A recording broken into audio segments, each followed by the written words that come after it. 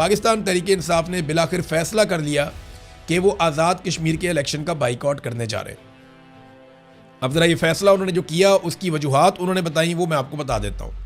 उन्होंने कहा जी, आज़ाद जम्मू और कश्मीर के अवाम के साथ हम खड़े हैं, मौजूदा हालात में इंतखाबी अमल का हिस्सा नहीं बनेंगे और आज़ाद जम्मू और कश्मीर के अवाम की उमंगों, हक़ खुद इरादियत और जमहूरी हकूक़ के साथ गैर मुतज़लज़ल यकजहती का इजहार करते हुए मौजूदा हालात में इंतखाबात में हिस्सा ना लेने का फ़ैसला करती है हमारी जमात। ये कोई सियासी हिकमत अमली नहीं है, बल्कि कश्मीरी अवाम के साथ इजहार यकजहती और उसूली मौक़िफ़ है। आज़ाद कश्मीर इस वक्त शदीद बहरान से गुजर रहा है। हज़ारों शहरी रावलाकोट समेत मुख्तलिफ इलाकों में अपने जायज़ मुतालबात के हक़ में धरना दिए बैठे हैं। हकूमती ताकत के इस्तेमाल के नतीजे में कई कीमती जानें ज़ाया हो चुकी हैं। पंजाब से आज़ाद कश्मीर को अशिया खुर्दोनोश जो खाने पीने की चीज़ें जा रही हैं, उनकी तरसील मुकम्मल तौर पे बंद है, जिसके बायस अवाम शदीद मुश्किलात का शिकार है। ऐसे हालात में कश्मीरी अवाम को मज़ीद सियासी अदम इस्तेहकाम की तरफ धकेलने की बजाय उनके मसाइल का फौरी और मुनसिफाना हल निकाला जाना चाहिए। पाकिस्तान तहरीक इंसाफ समझती है कि मौजूदा इक़दाम आज़ाद जम्मू और कश्मीर की आइनी, जमहूरी और सियासी शनाख्त को मजरू कर रहे हैं और एक ऐसा माहौल पैदा किया जा रहा है जो आज़ाद कश्मीर और मकबूजा जम्मू और कश्मीर के दरमियान मौजूद बुनियादी फ़र्क को मिटाने का बायस बन रहा है। ये तर्ज अमल पाकिस्तान की तारीखी कश्मीर पॉलिसी के लिए भी नुकसानदेह है। जब कश्मीरी अवाम खुद एहतजाज पर हों, इनकी नुमाइंदा आवाज़ों को दबाया जा रहा हो, सियासी कारकुनों के खिलाफ कार्रवाइयाँ हो रही हों, क़यादत को गिरफ्तार किया जा रहा हो, मीडिया पर कदगने हों और इजहार राय की आज़ादी महदूद कर दी गई हो, तो ऐसे माहौल में इंतखाबी अमल अपनी साख और मानियत खो देता है। यानी कोई मानी नहीं है इस इलेक्शन को करवाने में।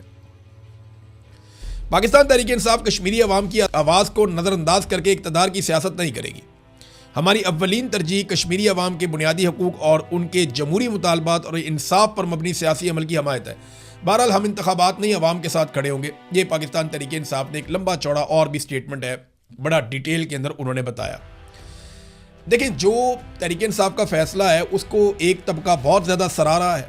वो कह रहे हैं जी बिल्कुल बहुत अच्छा किया है, और एक तबका कह रहा है कि जी ऐसा नहीं करना चाहिए था।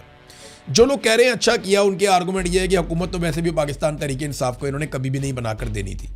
नंबर 2, ये इंतहाई मुतनाज़ इलेक्शन है जो होने से पहले ही बहुत सारे तनाज़ात में फंस गए हैं। नंबर 3 ये है कि कश्मीरी अवाम इस वक्त इलेक्शन के लिए तैयार नहीं है। वहाँ पर जुल्म और जबर हो रहा है और इलेक्शन के नाम के ऊपर चीज़ों को नॉर्मलाइज करने की कोशिश की जाएगी। और अगर पाकिस्तान तहरीक इंसाफ जैसी बड़ी जमात अपने आप को इलेक्शन से बाहर करती है तो पूरे के पूरे इलेक्शन और उसके सिस्टम के ऊपर एक सवालिया निशान खड़ा हो जाएगा। तो एक तरफ तो लोग ये कह रहे हैं कि कश्मीरियों के साथ खड़े होना चाहिए और इक़्तिदार की सियासत नहीं करनी चाहिए।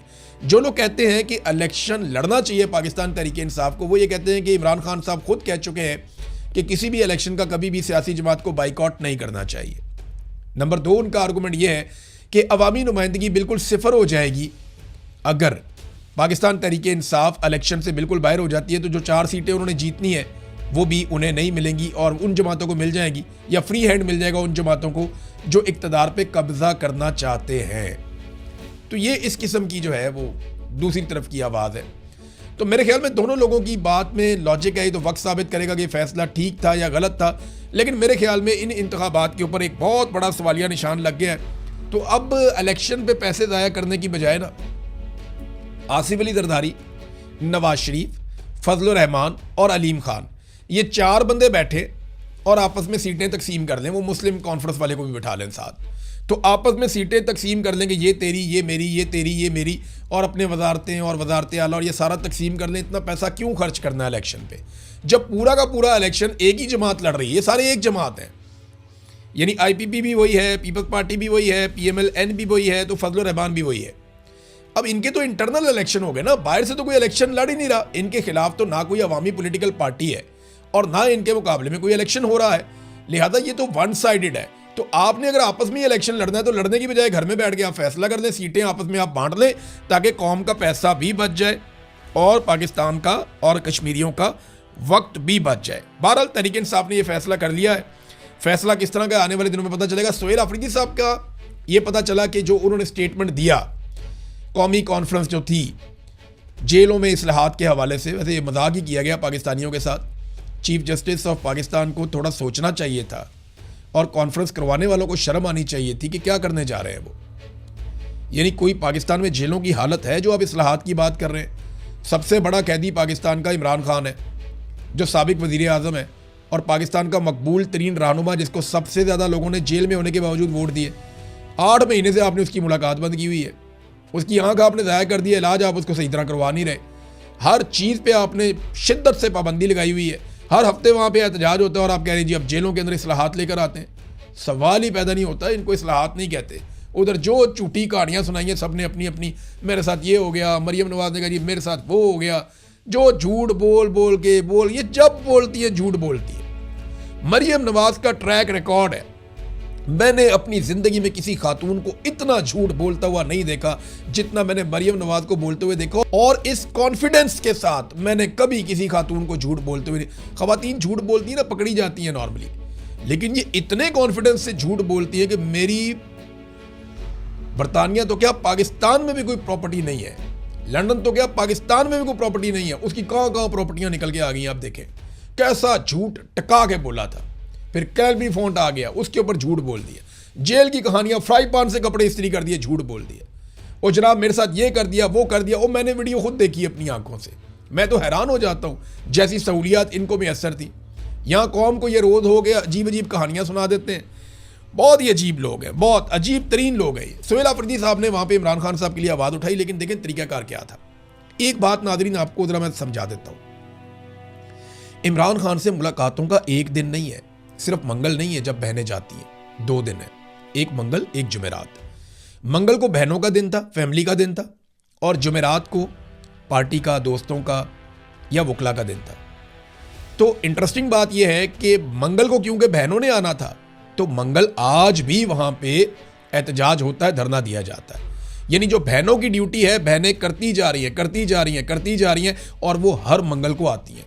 लेकिन जो पार्टी की ड्यूटी थी कि हर जुमेरात को उन्होंने भी आना था, तो जुमेरात को आप देखें वहां कुछ भी नहीं होता, कोई भी नहीं आता। सुहेल आफरीदी चंद हफ्तों तक यानी 10-12 हफ्तों तक गए जुमेरात को, उसके बाद अब कोई भी नहीं जाता, कोई और जाता ही नहीं है जुमेरात को। यानी आज जो लोग ये कहते हैं कि इमरान खान की बहनें इमरान खान के साथ वफादार नहीं है या वो खराबी पैदा कर रही हैं, वो सिर्फ एक बात सोचें कि बहनों के दिन पे बहनें पहुंचती हैं मंगल वाले दिन, लेकिन पार्टी के दिन पे पार्टी नहीं पहुंच रही अब जुमेरात वाले दिन, या बाकी लोग नहीं पहुंच रहे अब जुमेरात वाले दिन। तो जुमेरात वाले दिन ही ये कॉन्फ्रेंस हो रही ना, कौमी कॉन्फ्रेंस। तो सुहेल आफरीदी साहब को करना पता क्या चाहिए था? उन्हें सबसे पहले जाना चाहिए था अडियाला जेल, सुबह 11 बजे 12 बजे, 2 घंटे कम से कम उनको जेल के बाहर खड़े होना चाहिए था, और वहां से उनको वापस जाना चाहिए था कौमी कॉन्फ्रेंस में, और वहां खड़े होकर उन्हें कहना चाहिए था जी मैं एक सूबे का वजीर आला हूं, मेरी पार्टी का सरबराह और साबिक वजीर आजम और हमारा लीडर इस वक्त जेल के अंदर बंद है, और मैं ये अदालत का ऑर्डर लेकर गया था। इस ऑर्डर में लिखा है कि मुलाकात करवाई जाए मेरी। तो चीफ जस्टिस साहब मैं आपको बताने आया हूं कि मैं वहां 2 घंटे आज भी खड़ा होकर आया हूं, और लगभग 2 दर्जन मरतबा मैं पहले भी जा चुका हूं, 20 मरतबा तो मैं गया हूं वहां पे। लेकिन इसके बावजूद मेरी इमरान खान साहब से मुलाकात नहीं करवाई गई। तो जेल इस्लाहात तो बाद की बात है, पहले आप मेरी मुलाकात का हुक्म जारी करें। ये होना चाहिए था। ये तरीकाकार है ना, फंसाना है आपने उनको, ऐसे फंसाए।